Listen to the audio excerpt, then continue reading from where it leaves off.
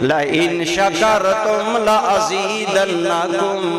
اے لوگو وہ وقت یاد کرو کہ تمہارے رب نے حکم دیا، اے میرے بندو اگر میری نعمتوں پر شکر کرو گے میں نعمتیں اور زیادہ کر دوں گا، اور زیادہ کرم کروں گا۔ اس میں کوئی شک نہیں کہ حالیہ ایام میں بھارت کی جارحیت اور اس کا بھرپور اور پرزور جواب پاکستانی فوجوں کی طرف سے، پاکستانی قوم کی طرف سے، اور اس پر پھر بھارت اور اس کے حواریوں کا جھک جانا اور سرنڈر کرنا، یہ اہل پاکستان کی باعزت فتح ہے جس سے اللہ تعالیٰ نے ہم پاکستانیوں کے سر فخر سے بلند کر دیے۔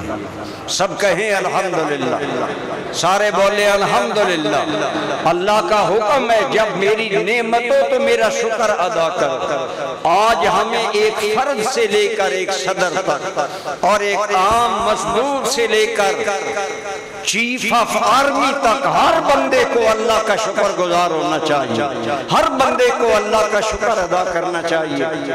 آپ نے یقیناً پاکستانیوں میں خوشی میں مٹھائیاں بھی تقسیم کی، ماشاءاللہ بہت نفل پڑے گئے، کعبۃ اللہ میں پاکستان کے نعرے لگائے گئے، یہ سب اللہ کا کرم ہے۔ دوبارہ کہیں الحمدللہ۔ لیکن میں نے اپنے دارالعلوم کے طالب علموں کو کہا کہ ہر بچہ 2 رکعت نفل پڑھے۔ اصل طریقہ یہی ہے کہ اللہ کا کرم ہو تو اللہ کی بارگاہ میں جھک جاؤ۔ سرکار نے بھی فتح مکہ پر جب مکہ میں داخل ہوئے تو کعبے کا دروازہ کھلوا کر اندر جا کر پہلے کعبہ کو بتوں سے صاف کیا، بتوں کو صاف کرنے کے بعد اللہ کی بارگاہ میں حضور سجدہ ریز ہوئے۔ یہی ایک بندہ مومن کا وطیرہ ہونا چاہیے کہ وہ اللہ تعالیٰ کی بارگاہ میں اللہ کے فضل اور کرم پر شکر گزار ہوتے ہوئے سجدہ ریز ہو جائے۔ یقیناً اللہ شکر کو پسند کرتا ہے۔ اپنی ذاتی زندگی میں بھی اگر کوئی کامیابی، عزت، خوشی ملے ہمیں اللہ کا شکر گزار ہونا چاہیے، اللہ کا شکر ادا کرنا چاہیے، اور شکر کرنے سے اللہ کا وعدہ ہے کہ میں تمہیں اور عطا کروں گا۔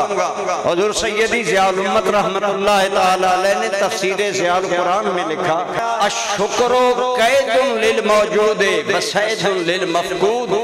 بڑی پیاری بات کہ شکر کرنے سے جو نعمتیں موجود ہوتی ہیں وہ باقی رہتی ہیں، وصید للمفقود، اور شکر کرنا مفقود کے لیے شکار ہے۔ جو نعمت آج تمہیں نصیب نہیں جب شکر کرو گے رب وہ بھی عطا کرے گا، جو ہے وہ موجود رہے گی، اور جو نہیں اللہ اسے بھی کھینچ کر تیرے قدموں میں لائے گا۔ شکر کرنے سے بندے پر اللہ کا یہ فضل ہوتا ہے۔ اللہ چاہتا ہے میرے بندے میرا شکر ادا کریں۔